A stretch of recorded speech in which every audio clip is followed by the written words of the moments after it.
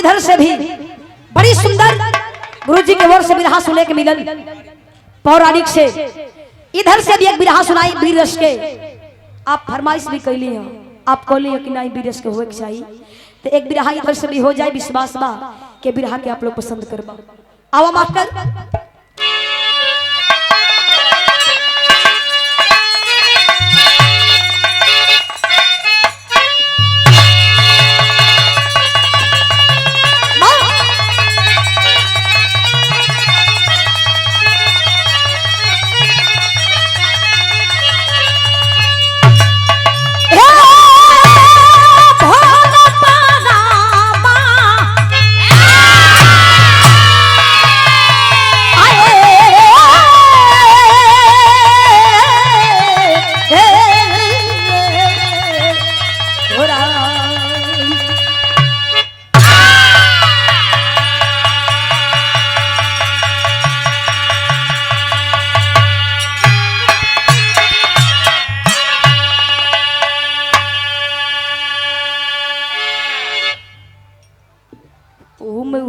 कौले बल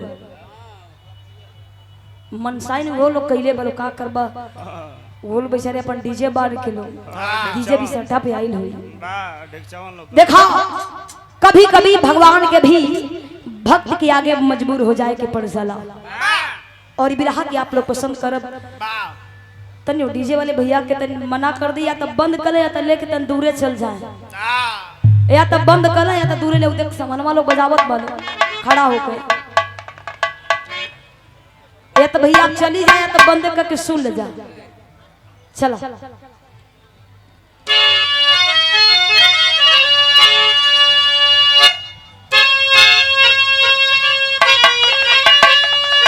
हाँ बतौली कि कभी कभी भगवान के भी भक्त के आगे मजबूर होके पड़ जाला। जितना लोग बारी इत्मीनान से बिरहा के आप लोग सुनब। अब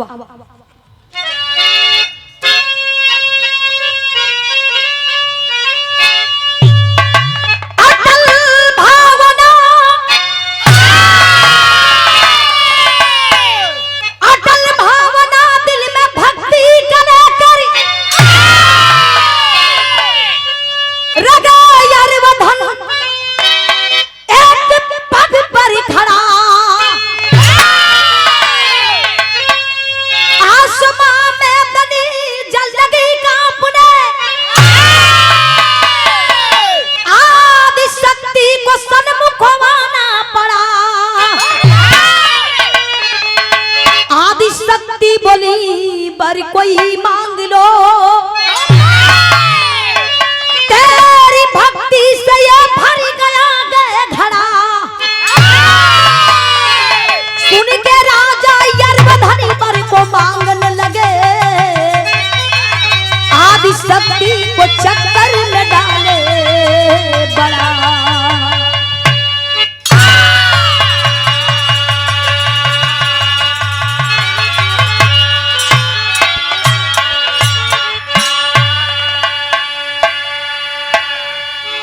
कहानी कैसन बा देखो, जे के मालिक एको औलाद बिटिया बेटवा नहीं दिलन तो बड़ी कष्ट होला।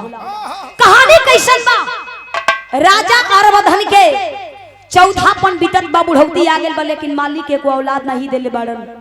राजा अरवधन के इतना राजपाट बा, इतना धन दौलत बा, कौन की मालिक एको बिटिया दे देतन चाहे बेटवा दे देतन तो हम धन्य हो जैती।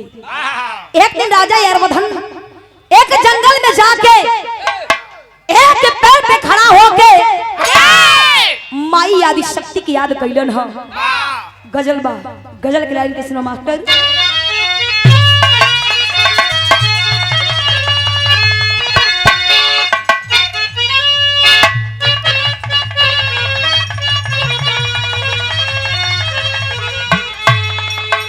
बड़ी सुंदर गुरुजी की ओर से गजल सुनने के मिलल।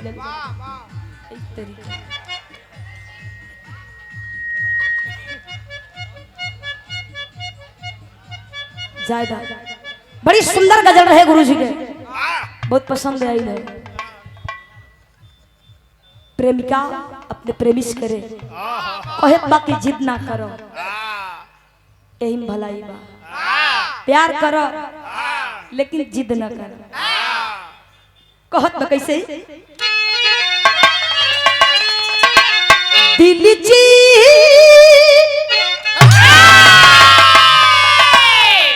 क्या गया मेरी अरे जान लीजिए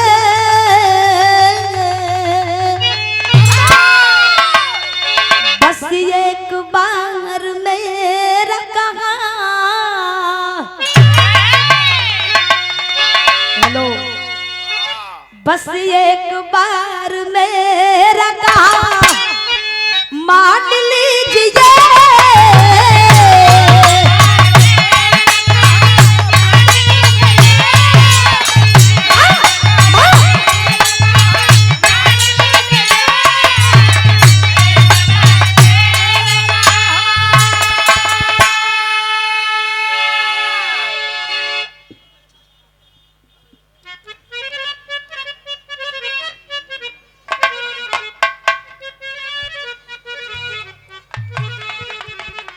और ये बहुत सारा पुरस्कार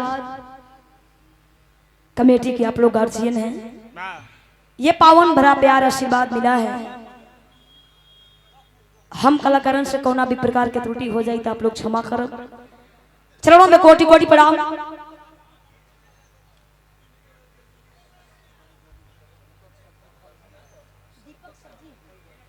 सम्मानित किए दीपक सब्जी फल भंडार। चलो भैया सावन भर तक तू कमैला सावन भर सब्जी बेचलन अब कले सावन परसों सावन बीती जाई। अब भैया मछली वाले भैया कहाँ गइलन तू तैयारे रही है भैया। काहे सब सब्जी वाले भाई लोगन का अब बाजार ठंडा होई अब वह गरम मसाला वाला वह हाँ बबलू भैया है। अच्छा राइटर भी हैं बहुत हमारे गार्जियन बड़े भैया बबलू भैया आप अच्छे राइटर हैं। बहुत बहुत धन्यवाद। नमस्ते प्रणाम। आप लोगों के नमस्ते प्रणाम। बाप प्रेमिका कहत कैसे दिल जी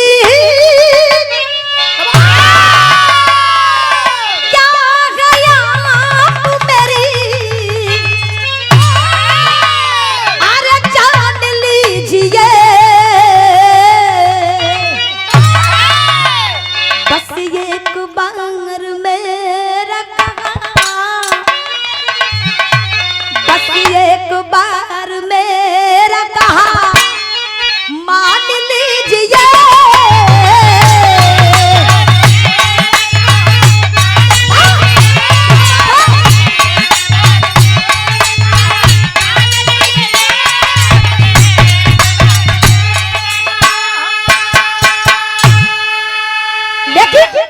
वो जंगलवा में राजा आर्बधन माई आदि शक्ति से कहत का वर्णन कैसे बोलेगा राजा आर्बधन वरदान दीजिए एक पुत्र की गई इच्छा एक पुत्र की गई इच्छा सम्मान कीजिए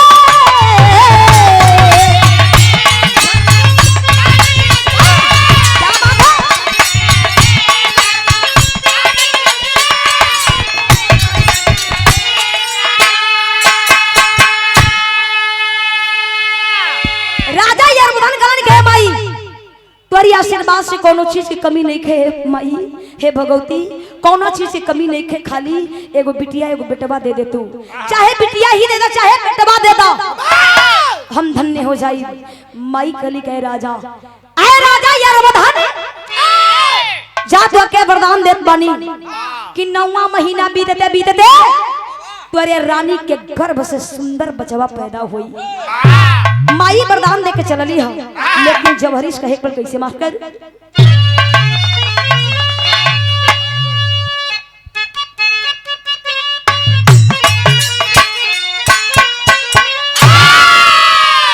समय धीरे धीरे बीतल बा भइल का कहे पड़ल वरदान मिला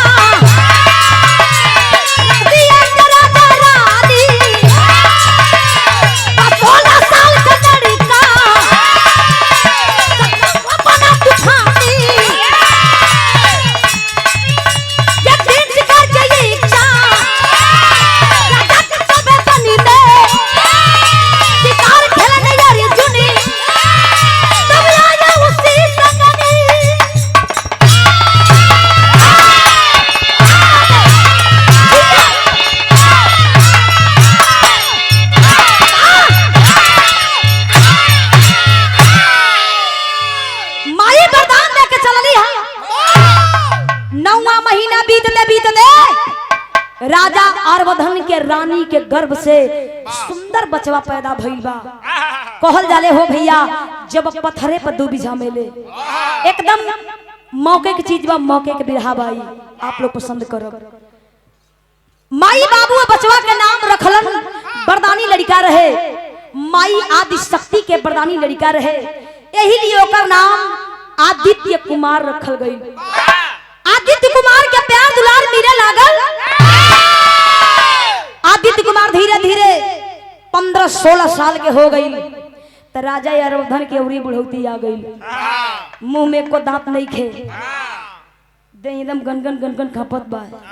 अच्छा कुछ बुढ़ऊ लोग बुढ़ा जालन तो दहिया ऑटोमेटिक एकदम ऐसे ऐसे वाइब्रेशन खाने एकदम हिले ले, वो लोग कागज दे देते एकदम छीट दे। गारंटी से बाहर आ लो। वैसे ही राजा अरवधन का बुढ़ौती आ गई, मुंह में को दांत नहीं खे, फिर भी अब इनका मन मानत नहीं खे।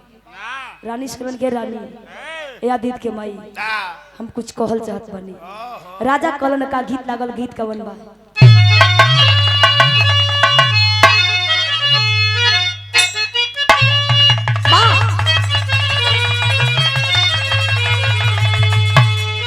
देखो जौन आज नया गीत आवत बा, साउंड वाले भैया हमार मिक्सी तुहार मिक्सी या जवाइल बयान पुरान हो जाई, लेकिन ये चीज जौन बतावे जात बन, जितना हमार पुरनिया दादा चाचा लोग बैठल बा, जितना बिरहा के लोग सुनवैया लोग बैठल बा, पहले जवन गीत रहे पहले गुरुजी लोग गावे, अभी गुरुजी गईबे कैली हाँ।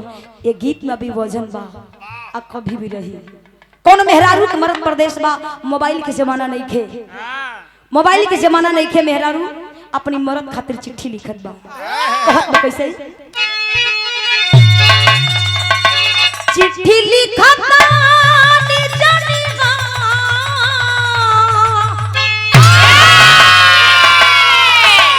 आज व्हाट्सएप के जमाना हो गई बा।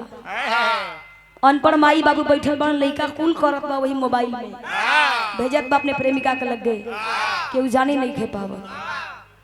वो लड़की लड़का व्हाट्सएप से बात करत बड़, लेकिन देखा वो पर्दा में रहे जब चिट्ठी में पूरा बात लिखा गई। का मास्टर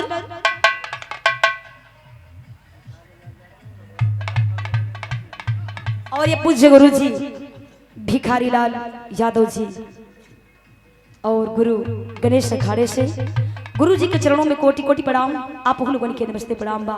मेहरारू देखा वो व्हाट्सएप के जमाना तब वो रहे, ये चिट्ठी रहे, कुल बात वही में बा। कहत बा कैसे, चिट्ठी लिखत बानी जनिहा, कितना नार बाल मुहो यही में। कहाँ गई गुरु जी, हम भेजत है वही में भेजत है। चिट्ठी लिखत बानी जनिहा, कितना नार बाल मुहो यही में। भेजता नी चुम्मा दिल से प्यार बाल मुहो यही में। भेजता नी चुम्मा दिल से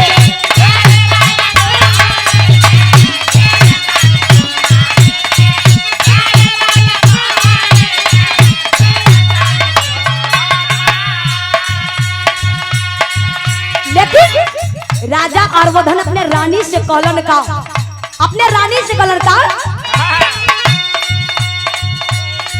कहे बनवा में करबे,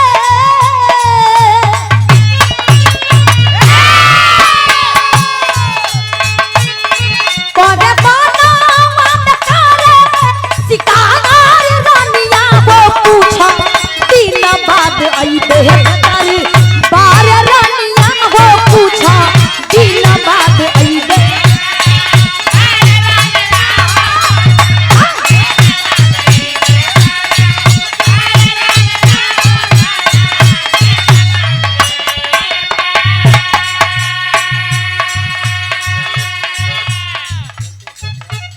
सम्मानित की सभाओं पर हमारे गार्जियन पूजनीय संतोष चाचा जी चरणों में कोटि कोटि नमन। आप लोगों के नमस्ते प्रणाम बा। राजा अरवधन अपने रानी सन के रानी देखो लड़का सयान हो गई, 16 साल के हो गई, बड़ी खुशी होत बा। देखो ना शिकार खेले बड़ा दिन हो गई, शिकार खेले जात बानी 2-4 दिन लगी, टेंशन मत लिहो। राजा अर्वधन घोड़ा पे सवार होकर जंगल में गईलन ह। तब भाव लिखे कल कैसे, घूमी घूमी बनहवा में करे ले शिकारवा,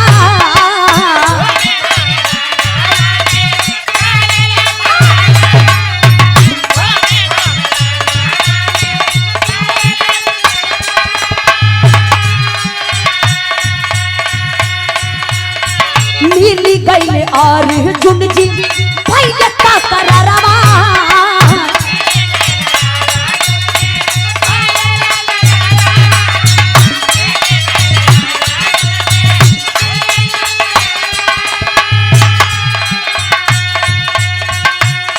के करना लगौवा पूछले,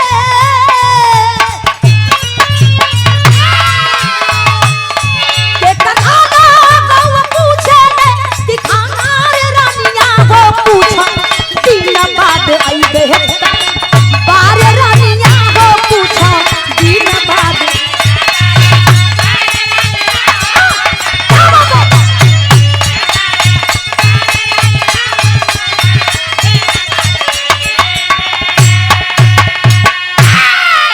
वही जंगल में शिकार खेले बदे निकल गईलन राजा अर्वधन। बुढ़ौती आ गई बा, ज्यादा दिन हो गए शिकार खेलले।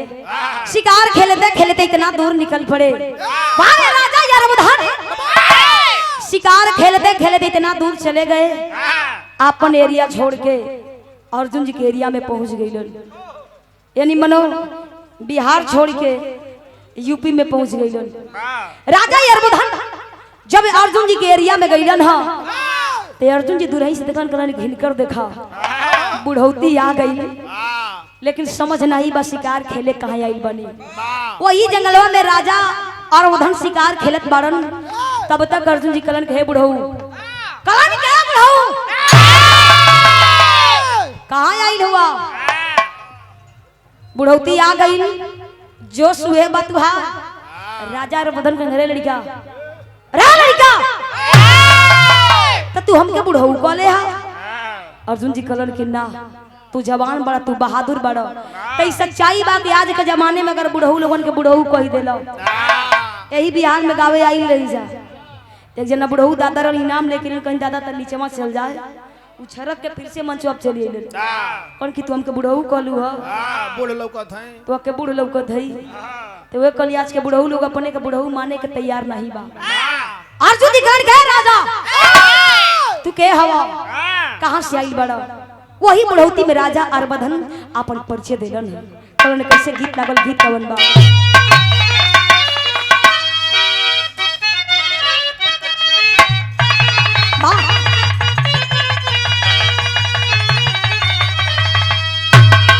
इहो गीत पुरान बा लेकिन आज भी नया बा। कैसे, प्रभु आप बसो वृंदावन में,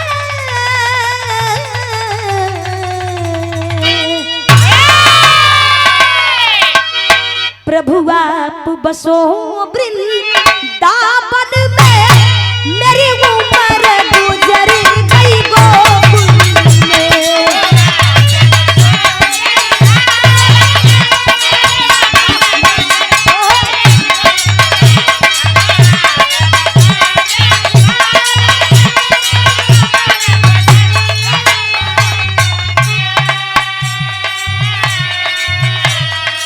वही बुढ़ौती में राजा अर्वधन अर्जुन जी से कहलन है। और ये पूज्य कवि जी गुरु जी के श्री चरणों में कोटि कोटि नमन। आप ही लोगों के नमस्ते प्रणाम बा, बहुत बहुत धन्यवाद, नमस्ते प्रणाम। आप लोगों ने बहुत सम्मान किया है, चरणों में कोटि कोटि नमन।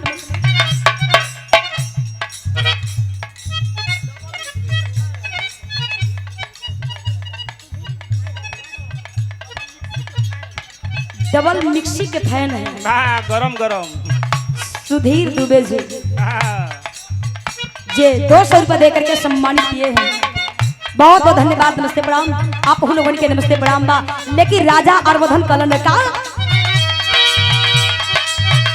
बोले गए राजा बलशाली,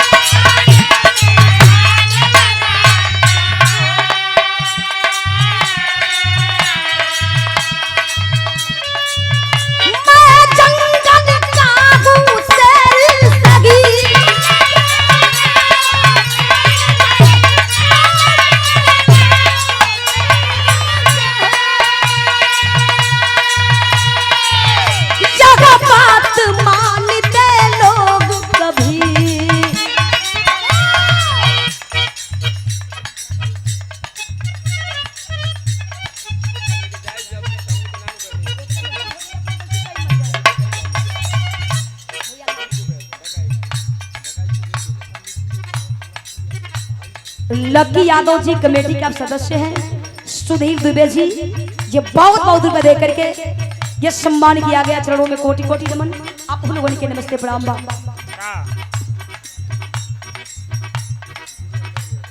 जितेंद्र यादव जी सुंदर माला दे करके 101 रुपए दे करके सम्मान के चरणों में कोटि कोटि नमन। आप लोगों के नमस्ते प्रणाम बा।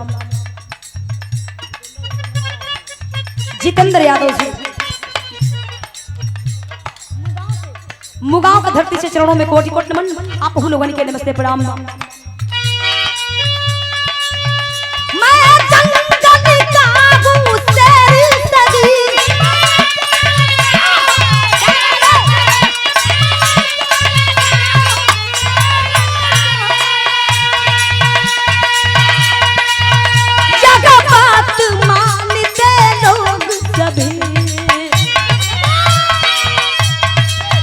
मुझ पर जो आँख दिखाता है,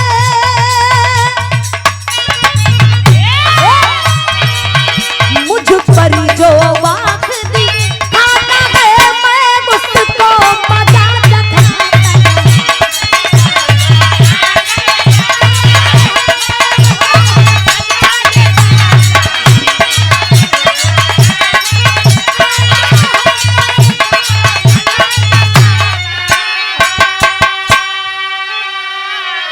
राजा और बन कर गए लड़का डाउट करके बोल दिए, अरे लड़का बोले के तमीज नहीं बा, तू हमके बुढ़ऊ कहत बाड़े। डाउट करके अर्जुन जी आवाज दिए, कौन कि तू होगा के? राजा अरवधन का हमार नाम राजा अरवधन बा। अर्जुन जी करण कैसे नाम मनाई? अगर तू बहादुर बाड़ा तयावा या जो मंगल हो जाए, बारे राजा अरवधन उठौलन धनुष बाण कलम पे आ जाओ बेटा। अर्जुन जी के गुस्साइल कलर की बस करा, ये बुढ़ऊ के घमंड हो गई बा, ये बुढ़ऊ के बुढ़ौती का असर तनिको बा नहीं, ये बुढ़ऊ के सबक सिखाओ बहुत जरूरी बा। अर्जुन जी के गुस्सा आई रहा, उठौलन धनुष बाण खींच के ऐसा बाण मरलन, राजा अरवधन के मुड़िया कट गई, धड़ गिरल। यहाँ की बात छोड़ी, यह राजा अरवधन के रानी अपन 16 श्रृंगार कह के आंगन में बैठ के राजा के इंतजार करत बड़ी कि भाई ने राजा नहीं अइलन, तरह तरह के मन में ख्याल आवत बा। तब तक राजा अरवधन के कटल की मुड़िया आके रानी के आंचल में गिरल, रानी गनगन गनगन खपत बड़ी, रोवत बड़ी, चिल्लात बड़ी। राजा के कटल की मुड़िया कहे लगल के रानी, अरे रानी मत रोवा, हम बतावत बानी कि हमारा हाल कैसे भइल के कैलस। उ राजा के कटल की मुड़िया रानी से कहत बा कैसे विदेशिया में,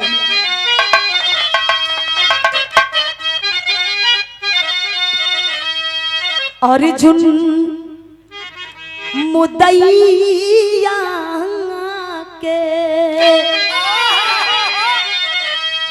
नमवा बतमले राजा, सन्मुख त्यागी दिगल राजा जी पारा नवा। महल में इतना भीड़ लागल बा, लोग चिल्लात बा, लेकिन वो समय वो बरदानी लड़का आदित्य कुमार घरे नहीं रहे, कुछ लड़कन के संग खेले गई रहे। तब तक एगो लड़का भागत परात गई, आदित्य के लगमा कर सारे आदित्यवा डांट करके आवाज दिया, अरे आदित्यवा, अरे तू ये खेलत बारे, तोरे बाबूजी के मुड़िया कोई अर्जुन नाम के काट देले बा, तोर माई तोरे बाबूजी के मुड़िया लेके रोवत बा। आदित्य कुमार सुनलस, भागत बारात महल के उराइल देखत बा, भीड़ लागल बा, माई चिल्लात बा, आवाज सुनात बा, सबके हटा के माई के लगमा गइल आ कहत बा कैसे, अरे आदित्य कुमार जाबा पागल खबरिया हो, बोला गए माई के भाई के चरणवा।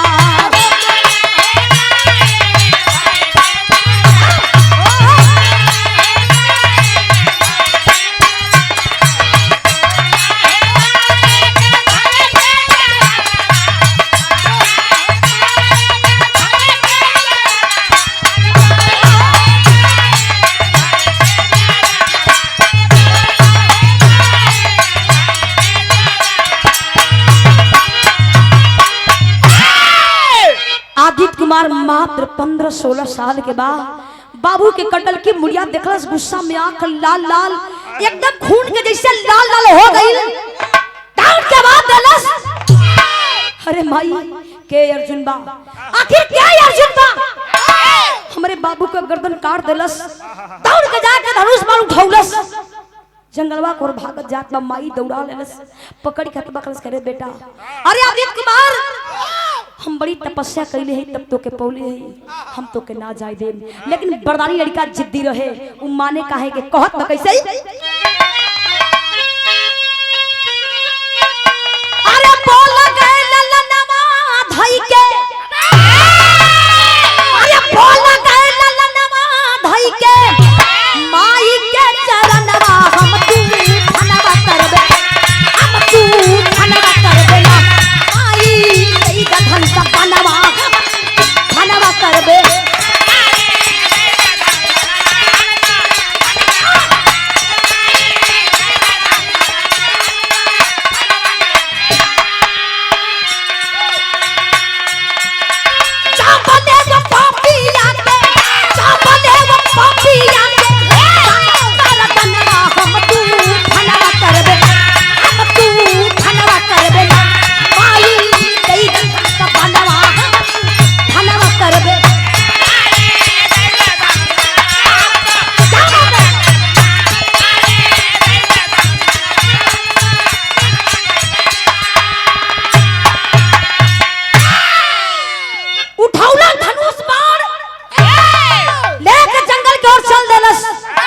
चलल तो ठीक हो भैया, लेकिन अर्जुन जी के हो कबो के देखले नाही बा, चिन्हत नहीं खे अर्जुन जी के। लेकिन अर्जुन जी के गर्दन काटे बदे जंगलवा में चल गई। जंगलवा में जौना समय गई ओ समय जंगलवा में अर्जुन जी नाही रहलन, के रहे राजा द्रुपद। रास्ता रोक लिया और एकदम गुस्सा में आके बोला बा, आवाज दिया, डांट करके आवाज दिया, कलश कहाँ है अर्जुन? चाहती तुम्हारी 1 मिनट में गर्दन काट देती, लेकिन हमारे बाबू का गलती कर रहे कि तू गर्दन काट देला। राजा द्रुपद के कान खड़ा हो गए, बाप रे बाप, भाई 15-16 साल के लड़का अर्जुन जी के अर्जुन कहत बा। राजा द्रुपद घरे लड़का, अरे लड़का अब वही तोर खेले कूदे के उम्र बा, अब वही तो एक आग लगले बा कि बाबूजी का गर्दन कटा गई। एक आग अवरी राजा द्रुपद लगौलन तेरी में कहे कैसे मास्टर,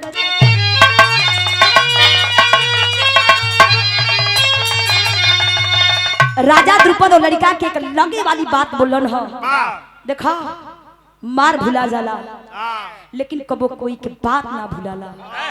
कलन कैसे, अरे नसाल काहे झूठे बचवा, नसाल काहे झूठे बचवा, द्रुपद कहे कि तू के पड़ल न मर्द से पाला।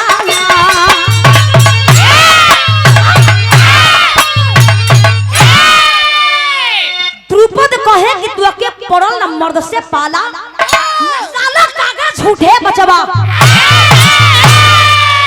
लइका कलश गए राजा, ए राजा तोरी नजर में लइका लगत बनी, आवाया जमा लो, आवाया जमा लो।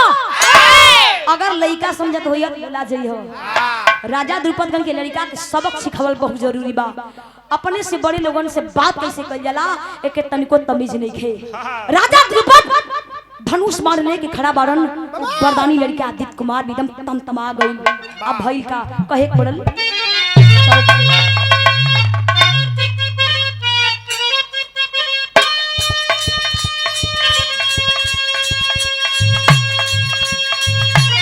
आग बबूला हो करी लड़ी,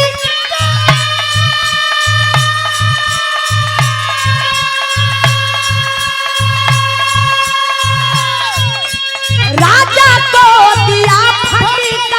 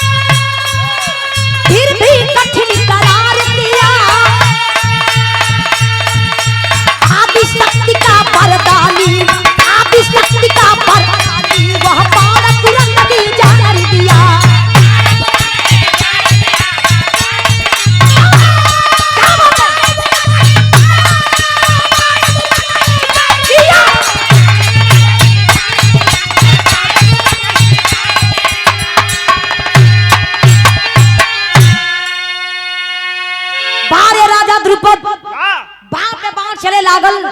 राजा द्रुपदगण की लड़का ऐसे ना मानी, अब है बाण मरलन। वो लड़का समझ गल के बाहर राजा बा। अब है बाण जब छोड़लन एकदम डट के सामना कर के आवे दो, आए राजा आवे दो, एकदम डट के सामना कैलस। जान गल कि बस ये आखिरी बा। अपन धनुष बाण फेंकलस और राजा द्रुपद के जंगलवा में लगल दौड़ावे। जब दौड़ा के एकदम थका देलस, एक जगह एकदम खड़ा होके गनगन गनगन कांपे लगलन। इतना बड़ा जीभ निकललन, एकदम हाफत हुवन। कलश कैसे ना मानो, अगर तू ललकार देले बड़ा तो देख ला हम का चीज है। वही जंगल में राजा द्रुपद के दोनों बहिया पीछे के आ उठा उठा के लागल पटके। पहपट से कहे पर कैसे मास्टर,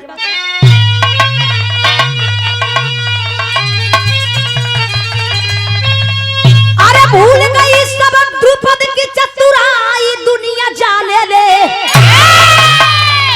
अब पटक के नीचे रगड़े मुसुक चढ़ाई दुनिया जाने ले।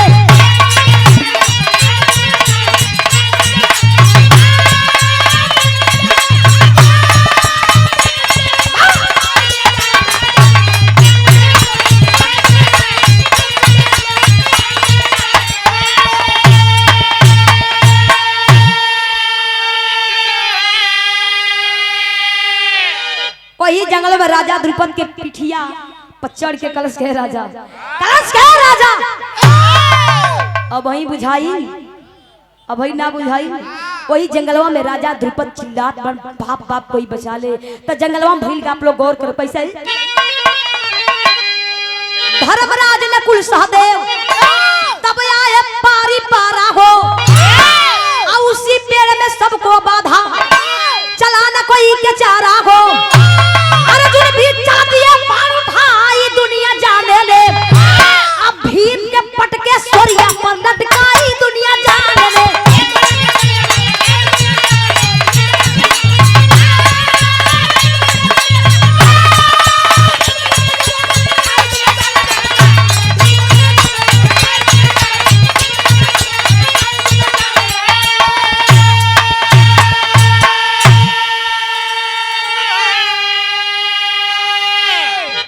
आ जाए भैया, आ जाए।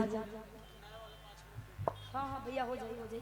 सुनवैया लोग बैठल बा, 101 रुपए दे करके सम्मानित किए कमेटी के आप सदस्य हैं। चरणों में कोटि कोटि नमन। आप लोगों के नमस्ते प्रणाम बा। वही जंगलवा में राजा द्रुपद बाप बाप चिल्लात मारन। तब तक पांचों भाई अर्जुन भीम नकुल सहदेव और धर्मराज जी जंगलवा में लोग आवाज लोग सुनल दौड़ के लोग आई। माइक छटक रहा है। वही जंगलवा में पांचों भाई अइलन। राजा द्रुपद के पिठिया पर चढ़ के ललकारत बा। अर्जुन जी लड़का के कल करे लड़का, अरे लड़का छोड़ जल्दी छोड़।